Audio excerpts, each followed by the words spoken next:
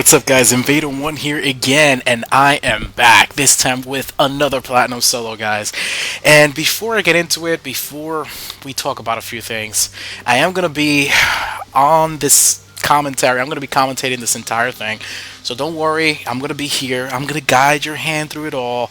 I'm going to have fun with you at the same time. You're going to enjoy the gameplay, and we're going to have a really good chat about the solo, about the Geth Juggernaut, and quite a few other things. Before I get into the build, before I get into the gameplay, before I get into the strategy, and a few other things, I just want to let you guys know that this map, Firebase Dagger Hazard, has not been recorded for a Platinum Solo, meaning that nobody has recorded a Platinum Solo for it yet. So my buddy and I am Shadrach, and you guys already know we've been doing a lot of work together. We challenged ourselves, so as of today, when this video is released, him and I are the first two people to have videos recorded on this map, and meaning Platinum Solos done, recorded on YouTube on this map. And the reason I can tell you guys that with certainty is because I've done the research. I'm actually, if you guys didn't know this, I'm going to put the link in the comment box, in the description actually, not the comment box, of this thread that I keep, and it's on the Bioware social network. It's called the Platinum Solo Hall of Fame, and what I've done is I've made like an archive of all the Platinum Solos that have been recorded, whether it's by print screen or by video, and kind of put them all into an archive, into one thread, and just set it up so that the entire community can see it. It's kind of like a historical record of the Platinum Solos done for each character, and I thought this would be a really great idea for the community. I thought this would be something really great because, first of all, it commemorates, all the Platinum Solo achievements that have been done. Because this is what happens, you get to play this game, and this is a team game. It's a co-op game. You should be playing it with friends. You should always be, having fun, doing duos, trios, the full team games, and just going out there and having fun with it. That's what this game is meant to do. It's meant to be a team game. It's not meant to be a solo game. But you have the capability to do the solo game for sure. And solos have become very popular because for some people it kind of denotes a certain amount of skill that now you can actually do an entire match solo. And a lot of players, they start off in their bronze solo, and then they go on to silver. When they're playing silver, then they do their silver solo, then they go on to gold, do their gold solo, and then as their skill increases, they go out to platinum. And what happens there in that that progression and moving up through those different those different levels of difficulty, well, what happens to the players that the skill gets better, and at the same time, if you're getting a gold solo or even a platinum solo done, you're very proud of it, you're very happy to have done it. And I think it was a great idea to kind of say, hey, you did a great job. We see that, hey, this is all absolutely amazing. You spend this time trying to enhance your skill and kind of show some really cool gameplay, show the community what they can do as well. Because this is the thing, you guys already know me for the longest. When I do the videos, it's, if I do a video, yes, I am showing you a skill. I am showing you a specific way to handle an enemy. I'm showing you a specific way to handle a map. I'm showing a specific way to handle or use a character. And there are different ways of using characters, many different builds. You could go on and on, because that's what we love about Mass Effect, that it's so complex. You could create so many different builds and go on, etc. But the thing is that now, let's say, you've gotten to that level and you've done your Platinum Solo, you're so excited, you tell your friends about it, and that's it, that's where it goes, because unfortunately, Mass Effect 3, the way it's set up and the way the servers are, there really isn't no recording capability, kind of like other games. For example, I have been a Halo player for so long, forever. I played Halo 1, and then, and matter of fact, let me even tell you a little bit about that. The reason I started playing again, because I had not been playing video games for years, and then all of a sudden, I realized that a lot of my friends from the past, and I'll tell you this little story as I get into the point about this. A lot of my friends from the past, they were from high school, and I noticed that we were kind of dispersing. We were already in our late 20s, mid 20s, and people were moving on. Some got married, some moved on, but we were still living in New York City around the time. And I was thinking, man, what would be a great way to get the guys, to kind of connect again and stuff, because we used to do a lot of things like paintball, dodgeball. We used to go to hang out and do a lot of things, because we come from a very and especially in high school, we were very involved. A lot of my friends were in the gymnastics team. Some of my friends actually made it to state, so they were big gymnasts. I was in gymnastics. I was not in the team, but I was part of a lot of the trainings. I was part of programs, so I was also doing my backflips and front tucks and all that. You know, I was all involved in that. But the thing about it all is that you know, you really enjoy your friends from high school, and they're really good. And I knew a lot of these friends of mine for a very, very long time. We grew up together. You know, we went through the rough the rough parts of growing up together as teenagers, which was really great. And the other thing is that you know, I saw after a few years, you know, we were still communicating here and there. I said, "Oh man, what would be a great way to connect?" And I had not been playing video games for a while. Matter of fact, in the past, when I used to buy a video game or a system, like I would get Nintendo 64 or the previous, I would always get like RPGs and stuff like that, because well, I would get fighting games as well. I enjoyed Street Fighter and Soul Calibur, which I love Soul Calibur. When Soul Calibur 4 came out, guys, I dedicated like 3 days to that game. It was nasty. But anyway, so I would just normally get a game system just for like Zelda, or you know, if it was Nintendo 64 and Mario Brothers, stuff like that. And when I would get even some of the previous systems from that GameCube and even the PS3. I got a PS3 way later on, actually, but PS2, PS1. You know, I really didn't get a. Actually, no, I didn't get a PS1 or a PS2. Actually, I got a PS3 later on, but I didn't get a PS1 or PS2 because, again, I wasn't really into playing video games a lot. I was very, very mostly involved in what was going on with my personal life. So what was going on with my personal life, I was trying to build my business, complete school, and I was also helping my sister through college. I was helping pay the bills and all that thing, so that she could actually finish her school. And you know, we didn't have a lot growing up. My parents were not poor, but it's just my father was the only one who was working at the time, and my mom hasn't actually. So you guys know, this is news. It's stuff that you guys don't know. And don't worry, I'll get back to where I was going. I never forget where I was going. So, my mom actually has an incurable illness, which is muscular dystrophy. So I had to take care of her for a lot of the years. She's able to walk and do all that kind of stuff, but you know, she gets very weak throughout the day. There's sometimes she can't move, so it's difficult. So my life was filled with those kind of things growing up. So I had to grow up really quickly. I had to, you know, by 16, I was already working. I was involved in community activities. I was involved in so many things. I was out there. I was involved in music as a singer, as an artist as well. I mean, I went to high school for music and art, and then I went to a college for illustration, advertising, and after that, I went into designing sportswear. Then I designed footwear for a company out in Florida, and then another company's designing basketball jerseys. So I did a lot of that. Come from a design background. That's why you guys will notice some of the thumbnails that I do for these videos. They're all mine. I've designed all of them. This is I haven't paid anybody to design anything for me. The only thing I've had designed in my channel that's not mine is the little emblem logo of Invader 1. It's a little circle, and it has the double V's that look like Invader 1 kind of thing. And that was a buddy. That was somebody who actually just said, "Hey, Invader, I love your stuff. It's really cool. Let me do this." So anyway, that's a lot of my background. That's how I grew up, and grew up in a rough neighborhood as well. Guys, I grew up I was in New York City, one of the toughest neighborhoods out there.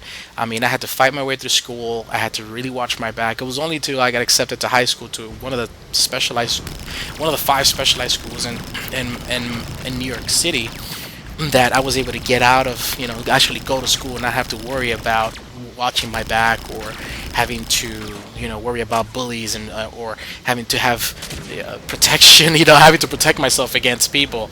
So I was in really, really, really bad shape, and then my life changed after, You push yourself hard. You go out there. You have a mindset that you're going to achieve, that you're going to move forward, and that's what leads you forward. So that worked for me. I was able to get through high school. Then I went to college, and then after that, I continued going into business ideas, and I started working in different companies, and I got into the technology field, and I just skyrocketed from there, and my career just went really, really well from there. So for a long, long time, and this is where I come back to what I was saying, I was not really involved in video games as much. I always loved video games because when I was little, I used to play Legend of Zelda, which I loved. I just loved it so much, and I played other games as well. And but what led me to video games was actually kind of a situation where I was thinking, man, what would be great to be able to communicate with my friends, get back in there, and actually, reconnect, because we were still connecting, but it was just we were a little far away. Then all of a sudden, the Xbox came out. So the Xbox came out, and I was like, all right, well, my friend George got it, and I was like, okay, that's great. Well, let me check it out. So I purchased an Xbox. It came with, I don't know if it came with Halo. I think it might have came with, it was, I don't know. I think I bought Halo with it. So I played the game, and I said, oh man, this is a really cool game. And I wasn't, really into first-person shooters. First-person shooters are really mostly PC kind of games. They come from the PC, and they're usually ports into the console. But I was thinking, man, this is really cool. Like, I really enjoyed the story. I really enjoyed it. But what really drew me in wasn't just the story. I think it was epic. First of all, you're, the Master Chief and all that. It was just really epic. And you're going through this major fight, and that's why I enjoy games like this, like Mass Effect 3, like Halo. I enjoy that kind of like heroic kind of mindset.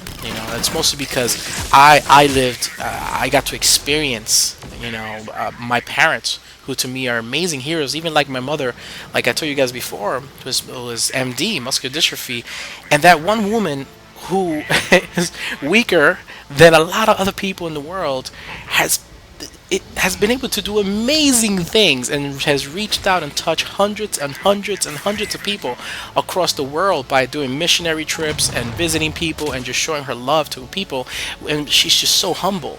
So I have that kind of mindset where I look up to that kind of thing, or I look for that, and I have also tried to aspire to be that as well. I'm not perfect. I've been in leadership roles many times, and my goal is to uplift the other person. So because if you uplift the other person, then that they will be great, and you will also be uplifted at the same time. So I get a lot of that from my parents, and that whole connecting with friends and family and that kind of situation, I got it from them as well. So throughout some time, and my friends in high school, we were just kind of like a little disconnected. Got the Xbox, like I said before, got Halo, I enjoyed it, the heroic icon, we got Master Chief, we have the Covenant, we have all this going on, and then all of a sudden I check, and they have like this co-op thing that you can play, different maps, and you could play with your friends, and you could connect the 8 Xbox, the other 3 Xboxes. You could have up to 16 players and have, multiplayer. So I was like, man, this is awesome. So I told another friend of mine, I said, George, you got your Xbox, you have Halo? He said, yes. So we decided to do one night. So you know what, let's just invite the guys. Let's get some wings, let's make it a night, kind of like the way you would do, Super Bowl. And, you get the guys together, you get some people get beer, some people get soda, or juice, or drinks, and whatever. You sit down on the couch, everybody gets together, slouching like potatoes. And, you put on the big TV, and then you just watch the football game. That's just Americana, that's the way we roll, right? So I was thinking, let's do something like that. Let's invite the guys. Let's get everyone together. So we got the 2 Xboxes. We had I think it was about maybe 9 of the guys. As you guys may not know this, but I have a lot of friends, a lot of good friends, and I enjoy keeping my circle, so I'm not short of friends. I have some really, really amazing friends that I've had since high school. I've had since, it's from different parts, different walks. I've had friends even from my business side of the house, from my business experiences, from travel and everything, and I've always enjoyed keeping in touch with them, keeping those relationships, because I believe that's really what, that really matters. And I enjoy that. I enjoy my friends, and I enjoy that. So I have a really, really big circle of friends. So we got together that night, and we were just like, let's connect it. I had another friend of mine, David, who is just a network engineer, and he built computers. He does all this stuff. I just figured, he would like this because, hey, you got to network the Xboxes, and you got to put the TVs together. So we got two TVs together. We got two Xboxes. I purchased some extra controllers, so we had 8 controllers. We all started playing, and it was amazing. We were playing Halo 1 all night. It was so addictive that we played, I think, till like 2 a.m. We could not stop. We were not just playing, but the camaraderie, the jokes, we were joking around, we were having such a good time, and it was a way for all of us to reconnect and kind of say, hey, this is what's going on, so this is what's going on with me. And we would spend like hours just talking about anything, because you know how us guys are. Guys, and I know we have female gamers in Mass Effect 3, of course. We have female gamers all over the place. I have tons of female gamers on my buddy list as well. So, but I'm just saying, guys in general need to have some kind of medium to communicate. It's like, I can call my buddies, call a guy friend and speak to him for like 20 minutes, 30 minutes, and it's personal, like, hey, what's going on, this and that, and we'll talk, no problem. But guys prefer to communicate through something manly or something, some kind of medium. So if it feels manly, it doesn't feel like, it's like a chick thing, even though I don't have any problem with that, by the way. I don't have any problem talking on the phone or speaking or communicating. I enjoy it as actually.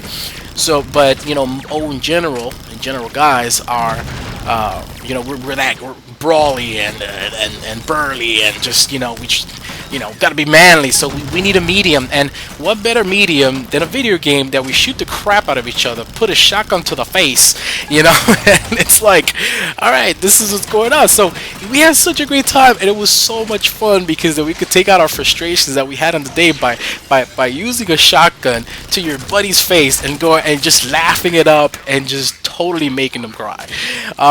Not literally, nobody ever cried, but that night changed us.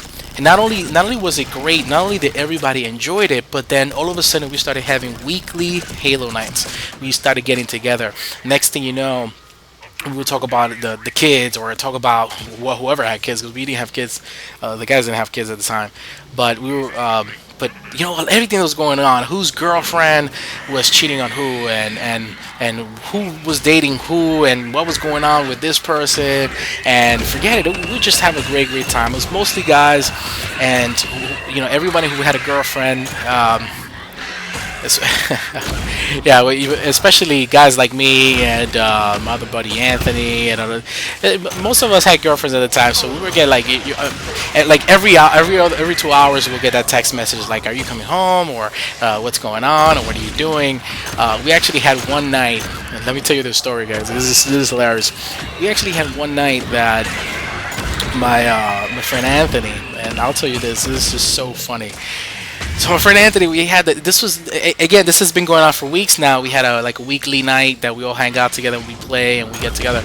And friend Anthony has this new girlfriend, and he had been dating her for a while, but it's just that it wasn't too long. It was a few months, but they got to know each other very well, and they started living together. So then the next thing you know, the night that he goes to play, he tells her, hey, I'm gonna hang out with the guys. I'm gonna be over there at my buddy's place. We're just gonna hang out, play for a little bit, whatever, no big deal. But he had this tendency of kind of like making it short, or saying that it's gonna take less time than it really does.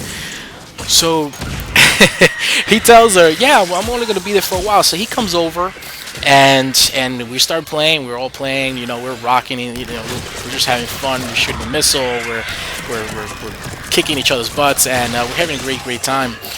And then all of a sudden, 2 hours pass by, and she texts him like, "Hey, what's going on?" And at that time they had the Nextels, those little Nextels. So it wasn't a text actually. It was like a Nextel.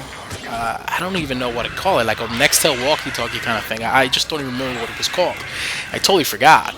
So we hear her. So it would kind of go up on speaker, and she'd be like, Anthony, are you there? Anthony. So we're here playing, we're here shooting each other. Missiles are going all over the place. We're throwing grenades, and all you hear in the background is Anthony, Anthony, Anthony, are you there? Anthony, Anthony.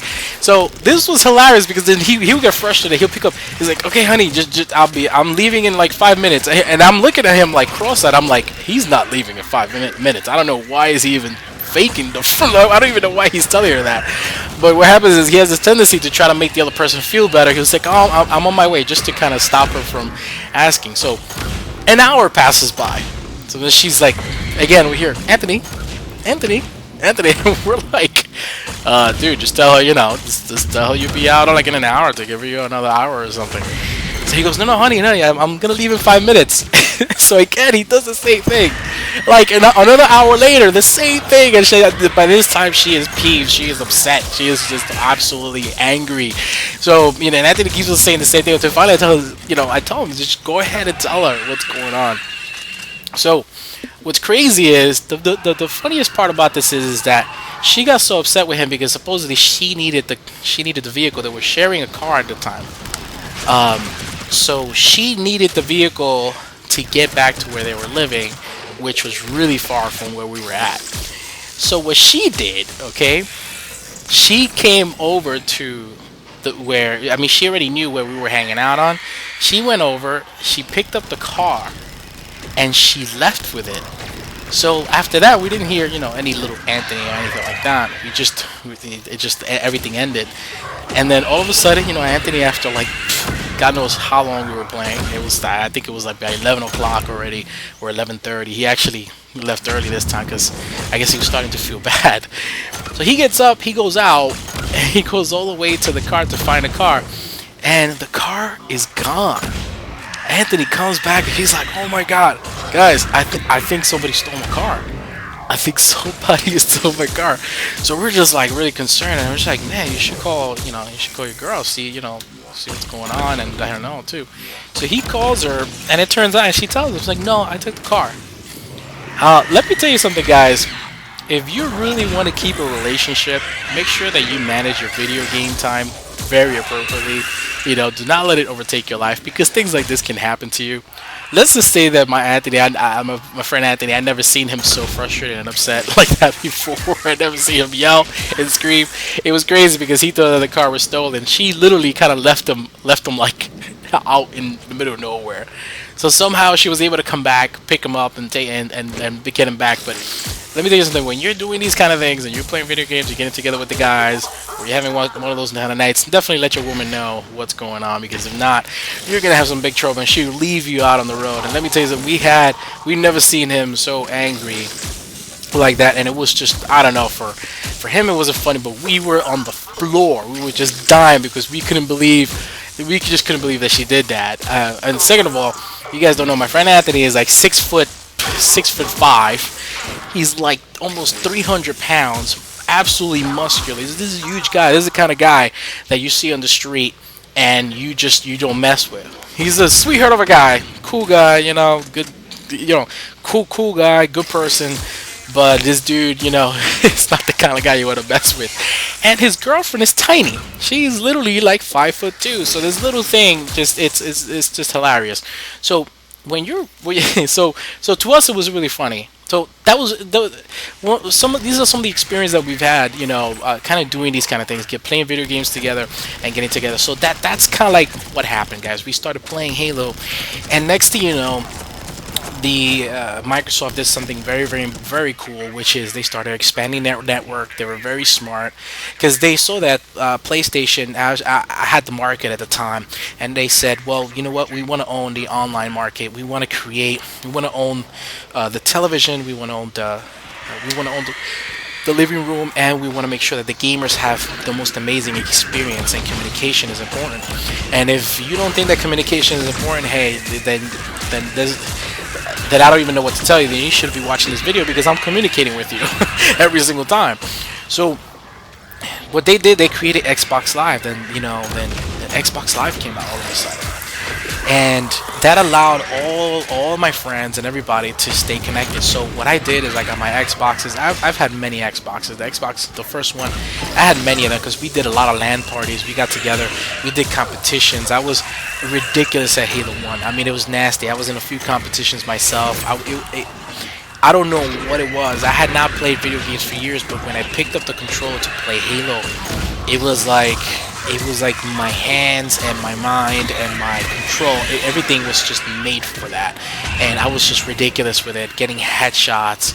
And this is on the console, you know, sniping. Dude, it was insane. It was insane. I was always on top. And even when we started taking the old Xbox and connecting to another service, there was a service, I'm forgetting the name now, but there was two services that would allow you to connect through it on your computer to play with other players, as if, you know, it would trick the Xbox thinking that you're locally connected, you're in a LAN.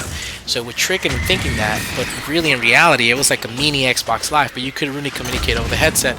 All you could do is just set up a game, and you see the other team come in, and you know the software will set you guys up, and then you can start the game. And you know, the Xbox, it would be one Xbox in here, and you could be playing with guys in Australia, you know.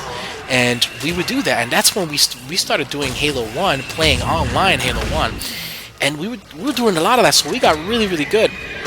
So then, you know, all of a sudden Xbox Live came out, and it allowed us to communicate. But because Xbox Live came out, and because I got involved in that kind of thing, at the same time I decided to play other games. This is when Mass Effect came along. You know, at the same time, you know, though I enjoyed Halo, I enjoyed Halo 2, 3, 4. I played all those games. I even have playthroughs of Halo 4 on my other channel, which I'm going to bring over to this channel. I think I need to bring over my Halo playthroughs to this channel so you guys can watch them. They're really awesome. Or I'll do some new playthroughs, you know. But then all of a sudden, you know, I started playing, and I said, let me do, you know, I want some RPG stuff, you know, like kind of like I used to play in the past. Then I went to GameStop, and I saw a copy of Mass Effect, and I said, man, this is actually, you know, this looks pretty cool. I mean, I didn't know what it was about. I didn't really know much about Mass Effect. I wasn't one of those guys who actually was following up on what was going on with Mass Effect, and that this was a game that was scheduled to be 3 games, and that your decisions will count towards the next game and all that. I didn't know any of that. I just picked up the game and started playing it. And then, as I started playing, I said, "Holy crap! This game is amazing." I was like, "Wait a second! I could make different decisions. The game changes." So I played the game and replayed the game like 6 times, and I got all these different experiences. And I said, "Man, this is awesome!" And I was just thinking, "Man, I'm really looking forward to the next one." And by the time I had finished the game, I think it was only about a year later. Then about a year later, all of a sudden, second Mass Effect came out. So I was on that like you don't know. I made sure I got the second Mass Effect. I played the crap out of the game. I geeked it so bad. It was ridiculously how bad I geeked it. But you know, it was just an amazing game. And then all of a sudden, years later, Mass Effect 3 came out, and just absolutely enjoyed it. Now, I wasn't expecting to get into the multiplayer. I have no problems with multiplayer. I've played many multiplayers in the past, but I wasn't expecting to get into the multiplayer. But you know, again, this whole thing that I enjoy multiplayer for communicating, connecting with people, and I decided to give it a shot. I didn't start off the first month that the game came out. I wanted to play a single player, so I really focused on the single player the first month that the game came out. But then after that, I got into the multiplayer. I got into bronze, and I got into silver. I got to meet a lot of really cool people, and I stood in silver for a very long time before I went up to gold. When I went up to gold, that's when I started really looking for very skilled players, or even a lot of players that I would play with at the time. We would just challenge ourselves to go up to gold and figure out strategies. And I was always trying to figure out strategies, always trying to figure out better ways. Like we will look at the game and say, man, you know, the Geth are this way. How about we use a lot of tech powers, and somebody has overload, and somebody else has incinerate, and you use incendiary rounds, I use disruptors, and we do tech bursts, and we do all these things. And we're always trying to figure things out in the game, and we saw that it was endless. But then we figured out how to make, you know, how to manage the Geth, and how to make them a little less dreadful. You know, how to play against the Reapers and understand their movement and understand how they go about. Especially the Banshees, since the Banshees are a pain in the behind. And You know, that's why you guys see me the way I manage this game. I understand all their movements. I understand the game, and mind you, don't get me wrong. They kept on making updates, so I had to get used to the new updates. Then I had to really understand when new changes came along in the game and that kind of thing. So we started playing Mass Effect. I started playing Mass Effect, and this was one of those games that I got really good at, and I really enjoyed it. And I started off with the human soldier. I was using a lot of concussor shot. I realized that I was really good with this guy. I was using concussor shot to drop enemies, but I didn't realize that I had a gun that I think was rare at the time, and it was the Paladin pistol. And I got that gun at the time, and it was just absolutely amazing. I was just with the human soldier. I was mostly playing silver. I mean, yeah, I hit gold with it, but it was silver, I think, for most of the games at the time. And I was using the human soldier and the Paladin pistol, and it was just awesome. I loved it. I enjoyed it. I thought it was great. It was one of those kind of guns that I was just destroying everything with. And then I started using the engineers. The engineer is one of my favorite classes, guys, because they just disable enemies. They do so much damage. They do a lot of explosions, and just like the adepts do, the adepts. So I really got into the game. Then I got to really know it, and it just realized again, this is one of those games that I could get good at. This is one of those games that I could understand, and it was a little different for me because I was used to player versus player. Really into player versus player, but excuse me, got my throat here, clearing it up. But I really used to player versus player, but it blew my mind away as to how I actually enjoyed this game. I've never been a co-op player guy. I've always been a player versus player, or I play co-op, meaning my team versus another team. I've always been that guy, but then all of a sudden I started playing this, and I couldn't believe how amazing this game was. And what I enjoyed about it is that this is a team game, it's co-op, you have to really get together and play with your friends or play with whoever it is, and try to at least, work together somehow. That doesn't always happen. That doesn't always work that way. But if you do know the people that you're gaming with and all that, I mean, when you guys get together, you could actually have some amazing experiences and play some really play with some really good teamwork.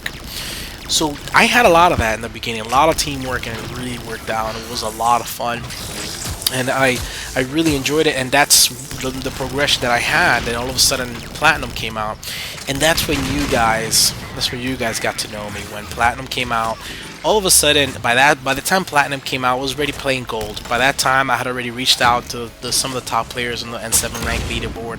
I had already played with a lot of really good gamers. I had learned my weapon set and all that. And I mean, obviously, I didn't have everything maxed out, but I understood the game a lot more. And then all of a sudden, Platinum came out, and that's when I said, you know what? Let me start creating some videos and showing people how to manage Platinum and everything, how to handle it, because at the time, Platinum was just so difficult for a lot of people. So I was thinking, you know what, I'm playing Platinum with some excellent players. I was playing with some really good players. I said, okay, well, let's get into it. Let's figure out what we're going to do and maybe create some videos. I had never done videos before, guys. I started doing this just to work with the N7 Spec Ops group as well, because at that time the N7 Spec Ops group was created, and it was just a small tiny group of like 5 people, and they were just trying to get a group created to do weekend challenges on Mass Effect because they enjoyed the game. They were Mass Effect geeks just like me. And then all of a sudden I said, okay, well, let me create the videos to help out the group, and then then I started doing the Platinum videos and tutorials. As a matter of fact, that's where the name of the channel came out. As a matter of fact, I kind of wish I would have called it The Invader 1. I have another channel called The Invader 1, but I really don't post there. I just wanted to grab the name, but that's where N7 Spec Ops, that's why the channel name is N7 Spec Ops, because I was helping out that group, the N7 Spec Ops group. But the channel grew from there, and people just wanted to see more. People wanted to see the Platinum gameplay, because everybody else nobody really wasn't doing what I was doing. Like, they'll show Platinum gameplay, but it was just like, oh, this is a game on Platinum and everything. And what I would do is kind of showing you guys, hey, this is how you handle the map, this is what you want to do with this enemy, this is what happens this way. Like, I was being very detailed and specific, because I felt, well, let's not just talk about builds, let's talk about the map, let's talk about the strategies, let's talk about what you can do, because, I didn't want people to get just comfortable with, okay, I'm just going to use the Geth Infiltrator, and I'm going to noob it up, because Platinum is so hard that there's no way I can use a Vanguard. I mean, it's impossible. Platinum is so hard. And guess what? I've proven that wrong many times. I play Vanguards on Platinum all the time. And the point is to show, hey, it's all about how you play your character, how you play the map, and how you understand the enemies and stuff like that. And you could pretty much use any character on Platinum. And it's not that Platinum isn't hard, it is difficult if you're just starting out, or if you have, even if you're playing for a few months, sometimes the game can still be, Platinum can still be very difficult, and also the teamwork is very important. So that's what I started doing, and it was really cool to be able to do that, because then a lot of people just started subscribing, people started reaching out, and they're like, you know, we want more. And then all of a sudden I was like, okay, well, I guess, you know, let me start working this, and let me do something with the channel. And that's where it all started. Then all of a sudden I got really involved, and I got serious about it, and doing stuff like that. But it's still doing it just for fun, just like I do it now. I just do it pretty much for fun, and I enjoy it. But you know, that's where it started, and I gotta tell you guys, it's been a really cool road, because I didn't expect it would come up to here. Now I'm doing other games, and at the same time expanding the channel. And just recently I partnered up with the gaming network, which is called TGN, and they're the second largest video game, you know, kind of network. It's like a machinima kind of situation, and they're very good. So I got partnered up with them, and just said, okay, well, let me take this a little bit more serious. Let me do at least a few videos a week, and do other games as well, and get really into Mass Effect. But I wanted to make sure that I do some of the craziest stuff in Mass Effect 3, because if I started out this way, I said, well, let me do some of the craziest things. You know, let me prove the naysayers wrong, and that you can't do this, you can't do that. And if you check the channel, guys, I've done some of the craziest challenges.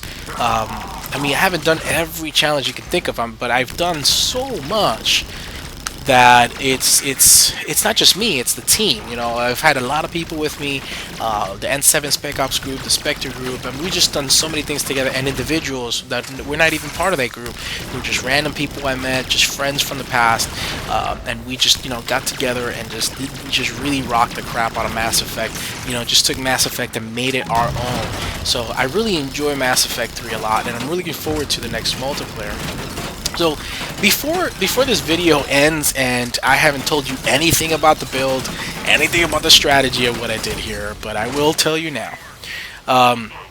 Before this ends, I do want to tell you guys that I was a little upset with this solo, because I died once, and then I didn't die again until wave 10. And then at wave 10, it was a little ridiculous what happened there. It was just, oh my god, it was ridiculous. It was an escort, but the problem with the Geth Juggernaut is that he's so slow that, believe it or not, the best objective for him, I know this is going to sound strange, is actually pizza delivery. The reason pizza delivery is the best objective for him is because he's already slow as it is. So you put the package on him, he could still continue walking and fighting, and just do the delivery, because that's what he's going to do anyways. He's already slow as it is. He's already, you know, so there's really no different. So if you have the package on you, you're just going on you're just going and playing the way you normally would play. But I had some objectives here that were a pain. And the reason I took Armored Compartments, guys, this time, because it's very rare that you guys ever see me put Armored Compartments. This is only my second solo ever that I put Armored Compartments. I usually like to play it straight, but the thing is that it makes the game a little longer, right?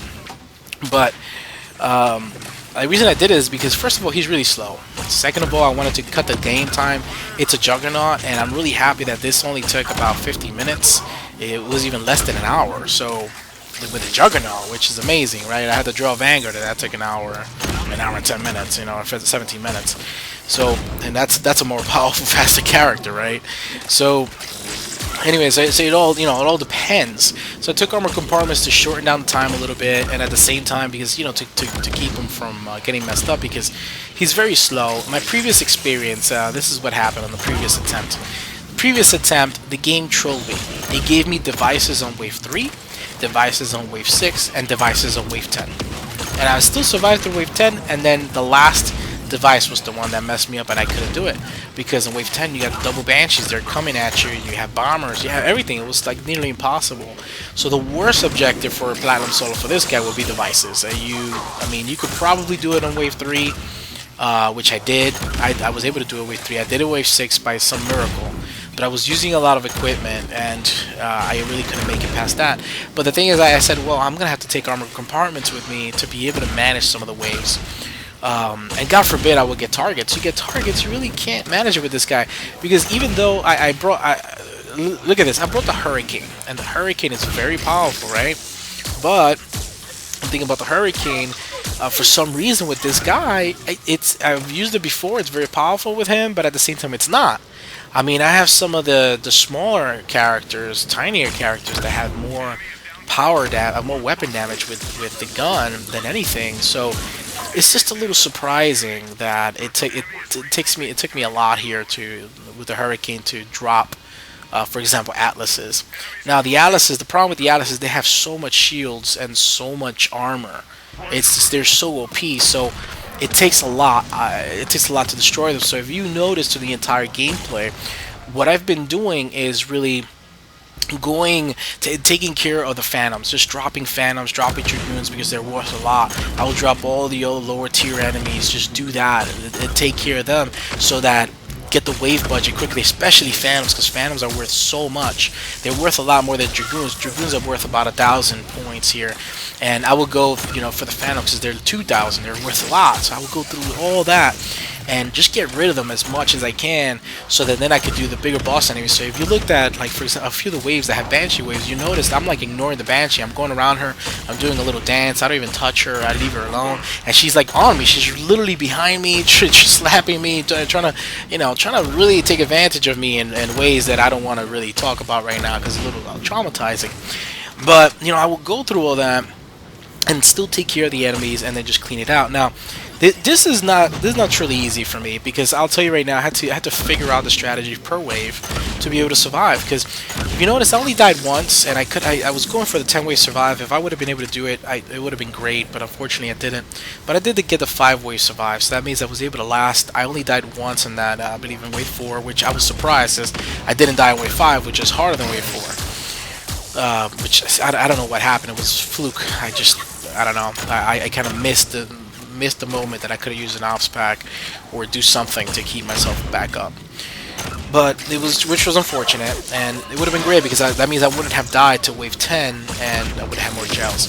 But it worked out for me still. I was able to go through wave 10, and it was just crazy, because you guys see me, this character's supposedly tanky, and he just got dropped. I mean, I had to use 1, 2, 3, then 3 gels all in a row, because I couldn't move.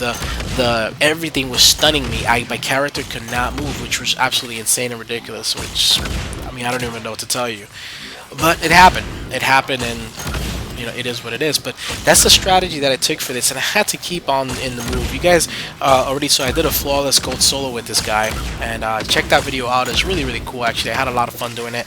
Got it on my first try. It was flawless. I got 10 wave survive. I didn't use any consumables, nothing. And it was really cool to do that.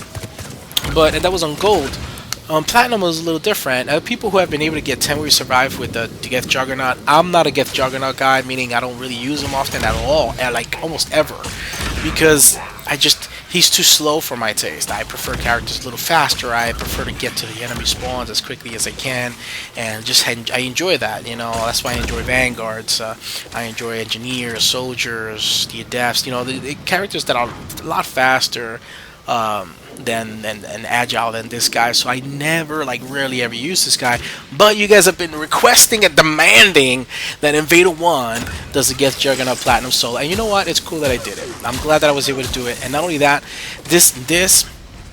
my friend I am Shadrach, and myself, this is the first time ever that has been recorded on the same day him and I did our solo. So we are the first to ever have a recorded platinum solo on YouTube for Dagger Hazard, which is great.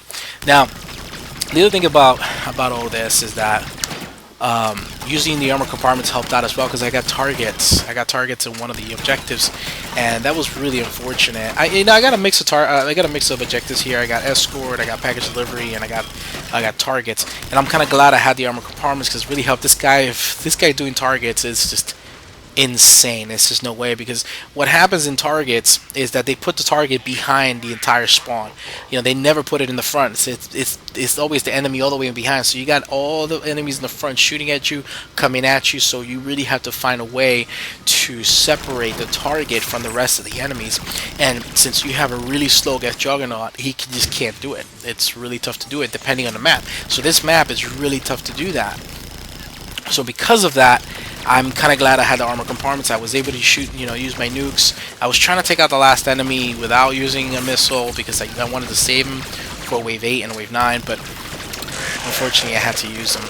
So it is what it is. I didn't get the 10 wave survived. I know, guys. But I was able to do it, and in decent time. At least it's not an hour. It's not over an hour. I was able to do it. Now, when it comes to the build, let me talk a little bit about that and the gameplay here, because I play him a little different here than the way I play him on the gold solo that I did, and at the same time the way I played him on the team games, because you guys don't know, I have quite a few videos with this guy and different builds and different gameplay. Now, the way I play with this guy, and let me actually go to the build so that I could go over the build with this guy. So with him, the way I have him spec'd out, Hex Shield, I have it only up to rank 4 because I actually want the Hex Shield, but I don't want to use all the entire ranks, because I really need, for example, Siege Pulse and Geth Turret. I really need those other points. I need points in there to help me out because of the way I'm playing this guy. For Siege Pulse, and let me explain the Siege Pulse a little bit. Actually, no, let me explain Hex Shield. The reason I go to rank 4 for Hex Shield for Pulse is because it emits damage, 340 damage in a 3-meter radius, so that helps me clean up the swarmers that the Ravagers have, that they'll eat up at you. That also allows me, just having the Hex Shield itself allows me to protect myself from the shots from Atlases and Banshee Warpballs. So if you see people that say, oh, you shouldn't spec it to Hex Shield, let me tell you, you should have at least 1 point at the Hex Shield, because it's necessary. You can see in the solo trying to do something like this, or when even team games, even having just at least a few ranks, even the small shield, is very helpful. So it really helped me out here, and the shield strength is 5,000, so it takes quite a few hits, especially from Atlases, and Atlases shots are so overpowered that they destroy this guy. 2 Atlases will take down this, they'll just take him down. The Geth Juggernaut is not as much of a juggernaut when it comes to 2 Atlases coming at him. Each one of the shots just deplete and destroy his shield. So having the Hex Shield is really important. The Siege Pulse, in this situation, I'm not using it the way I did in team games. Team games, I like using the Siege Pulse to detonate. So Siege Pulse actually detonates ammo power. So if you have incendiary rounds, that kind of thing, you could do fire explosions, or if you have disruptor rounds, you can detect bursts by detonating with this. But in this situation, I'm using it for damage reduction. I'm trying to make sure that I am, protected, that the enemies do less damage to me than they're supposed to. So what I do is rank 4 I went for damage, rank 5 I went for damage protection. Each stored charge in your platform reduces all damage taken by 10%, and then in rank 6 I went for number of shots increased. So that's number of charges is 4 multiplied by 10, that's 40%. So that's 40% damage reduction this way. So that is a really great thing, and it really helped me out. But even then, still, this guy is still not as tanky as one would think. He can still get dropped, as you can see. And what I did with Geth Turret also, since I'm constantly using the Geth Turret to keep my shields at least somewhat up, the turret spec'd out only into rank 4. It restores only 525 shields for, every few seconds. So even though the turret is not healing all of my shields, because he's got a lot of shields, at least it's healing me enough, and that's pretty much what I'm using. And I'm putting it behind me. I'm trying to make sure that it's healing me while I'm fighting the enemies, and at the same time while I'm also doing my heavy melee to restore my shields. So I have 2 sources restoring my shields. I have my heavy melee, and I have the I have the turret restoring my shields. For Geth Juggernaut, I went for weapon damage because he's a weapons platform. Rank 5, stability and ammo to make him more stable and have spare ammo, which is great. Rank 6, I went for more weapon damage, so it gives him a spare ammo bonus of 30%, weapon damage bonus is it's okay. It's 27.5, and it makes it really good. The weight capacity is very low too, which is 20. The hardened platform work for all the ones in the bottom, even though the ones on the top are really good. The ones on the top are really good because they allow your melee to really kill enemies faster, so you could really just, with your heavy melee, you could kill enemies really, really fast. But I went for a little tankiness here because I wanted to make sure I survive. It's a solo after all, right? This is not a team one. But you can go either or with this build when it comes to the hardened platform. If you play mostly on gold, silver, and bronze, you don't need more than the ranks on the top. And rank 6 is up to you whether you want to do squad command or power transfer. Squad command actually makes the rest of the team stronger. It allows the allies within 4 meters of you to do 10% more damage.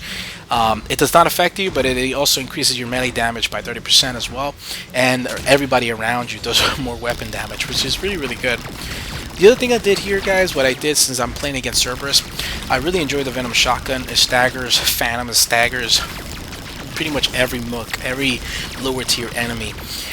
So what I did is I brought the Venom. The Venom Shotgun is really great, and I used it as much as I could to just go right ahead and destroy every single Phantom and every single Marauder, all the smaller enemies, even Banshees as well, because the Venom and the charge shot is very, very powerful. You look at the damage bar. It's very good, and that's why on the modifications that I put for the extra damage, and I put the Omni Blade so I can have more melee damage when I have a Phantom or enemy on my heavy melee, so I can really just mess them up. And the other thing is about the Venom, guys, that I really enjoy it. I really like it a lot. It does a lot of damage, so it's not a weak gun. It's not a weak gun. The only thing is you have to kind of charge it up. It is a charged weapon to be able to get that damage. But mostly the greatest thing about it is that it makes small tier enemies into kind of like a joke, right? You can use it and you can drop Phantoms, you can stagger them, you can stagger Dragoons, you can stagger Marauders, you can stagger every kind of enemy, and at the same time with that charge shot you're priming the enemies for fire explosions, tech explosions, and you could do a lot of that, which is great. The other thing that I did here is to go for some armor piercing. I brought the Hurricane, but like I was telling you before, I've used the Hurricane on this guy before, and I think it's because probably I'm not using a rail lamp and I'm not using like armor piercing rounds. I'm using Incendiary, which was weird. The Incendiary Rounds 3 really didn't do much here. I kind of wish I would have gone with the armor piercing over the warp rounds or something, because oh, there goes my 5-wave survive. See, I only died once. So, and then this is the objective wave that messed me up. So, I was a little surprised with the Hurricane. How, I don't know, for some reason it just did not work out. I think I should have put maybe a Hurricane rail amp like I did before, and that's probably would have made a difference. And armor piercing rounds. So that would have made a difference, but that was about it. That's why I use the Hurricane mostly for atlases and to cut armor piercing. Now if you look here, guys, this is the last objective. Mind you, I've been doing well, not even dying. I only died that one time. And look at this, I get dropped, right? Because the atlases and the Ravagers together, they're too OP. And look at this, I'm stunned, I can't move. I'm trying to get out, I can't move, I can't move, I can't move. I'm dead. So I get up. I'm like, okay, I gotta get up. I can't move. I can't move. I can't move. I can't move. I can't move. I can't move. I'm dead. There you go. I'm dead. And I get up again, and I'm just like, come on, I gotta be allowed to move. There's no way I'm not gonna finish this solo after doing all this. This is crazy. So I'm here. Somehow the enemy stopped over there, and I got away from the line of sight, which was great. And the good thing about having saved these 2 missiles is that once you get over here and all the enemies are stacked up, it makes it a little better. But in a situation like this, you always have to wait for the dollar sign. You can't. If I would have shot these enemies now, it would have been crazy. So there goes the money. Boom, I was able to get my kill streak. That removed those big enemies that I didn't need next to me, and then I took care of the atlases. So wave 10 is tough. Wave 10 is tough, and before I had imagine this was tough just with ESCORT. I mean, it could have been better if I would have gone another way or done it a little differently. I kind of went straight through, mostly because I didn't realize that the atlases were on my left and the Ravagers were there. I really didn't until they started shooting at me, and it was already too late. I had to just keep on going. First of all, he's slow, you can't retreat, so if I retreat I'm still getting hurt. If I'm pushing forward I'm still getting hurt. So the best thing is to push forward, because pushing forward towards the objective I actually had some cover, and that's what saved me, and then I was able to clean up those phantoms and banshees, etc. So that's what I did, and it kind of messed me up, but I mean, it is what it is. And then I finished off here. The reason I stood with one missile is because just in case. Sometimes you think, okay, well, let me just clean up wave 10 and just use all my missiles, but then wave 11 sometimes, especially with a character like this, I'm not too sure. He's kind of slow. Don't know what's going on with him. If he's got dragoons on top of him, I can manage them with the Venom Shotgun. I can do all that, but unfortunately, he's so slow that I had to make sure that I had at least a missile or something. If I got in a really tight bind, kind of like in the previous waves, you saw that there were situations that were so tight, and if I would have managed them the way I did, I would have just been destroyed. So if I got overrun or overwhelmed, it's very hard for this guy to get out. There was actually one attempt that I did months ago when I first started trying to do a Geth Juggernaut solo, that I got into this little corner here on the top, and two atlases just cornered me. I couldn't move, and I didn't have any missiles. So since I didn't have any missiles, I had no choice but stay there. And if I would have kept on reviving, they would have just killed me. I couldn't move. They were both right there in front of me, and they would have moved. So it's situations like that it's really tough. So you have to be able to manage the enemies. So if you have a missile left, that's pretty much what I was thinking. If you're wondering, well, you have a missile, why don't you shoot those last two atlases? Come on, Vader, you could have shortened the time a little bit more, so we wouldn't have to watch all this like that. But at the same time, you got to think about extractions. For me, it's very important to extract. I mean, you can't have an entire solo and all of a sudden to get a red mark that says mission failed. I mean, after playing all this and doing all this and working it, and all of a sudden you got a mission failed. So I wanted to make sure that at least I always like to extract. I always want to make sure I get full extraction. And it still counts as a solo in the community if you get mission successful, even if you die at extraction. That counts, as a representative of a solo, because it says mission successful. But a full extraction is really the best way to go. Full extraction is a full solo, so I always want to make sure that I make it. Now, for the extraction wave here, they really throw a lot of dragoons at you, mostly, so that's mostly what you get. So I was really just using my Venom Shotgun to stagger them, mess them up. In this situation, the Incendiary Rounds actually helped out a little bit. Not much, I mean, because I would have been able to kill them even without the Incendiary Rounds. Probably Warp Rounds, it will take less shots, because the Warp Rounds give you plus 60% more damage. So it's ridiculous how powerful the Warp Rounds make this gun. So I would have been alright without it, but at least in this situation, what I'm doing is I'm just trying to bide my time, kind of taking the spot over here at the top, and using it for cover. I know that the atlases are slow. I know that everything else is slow except the banshees, and then I'm going over to extraction. Now the thing is that I have two metagels here, which is a good thing. But I kind of went a little too early. I think I should have waited a little bit longer at the top over there to kind of make the atlases get stuck, because when I got here, even though, okay, 30-something seconds, I can manage the enemies, anything that comes at me, I'll just, whatever. But then the atlases finally get around. And then these guys, look at these guys. They're so fast. The dragoons are so overpowered. Look at this. This is ridiculous. And then I get stunned. A big robot like this still gets stunned. And then when you get stunned like that, it's a big problem. The great thing is that the Venom can handle it. And the way I work it, I go around in circles around the enemy. So especially for the dragoons, they kind of go around. Once they do their smash, they're kind of in that animation, so if you go around them, it kind of works. So this was a successful solo, guys. The Geth Juggernaut, you guys have been requesting it for quite a while. I hope that you guys enjoyed this. I hope that you guys enjoyed the commentary, and you spent some time with me today. And that is about it. Please continue sending me your challenges. I love to do them. I really enjoy you guys as subscribers. You guys are awesome. Please comment, rate, and subscribe. If you're new to this channel, well, welcome to the club. And I look forward to providing more excellent content for you guys. Take care, guys, and I will see you guys in the next video. Invader 1 out.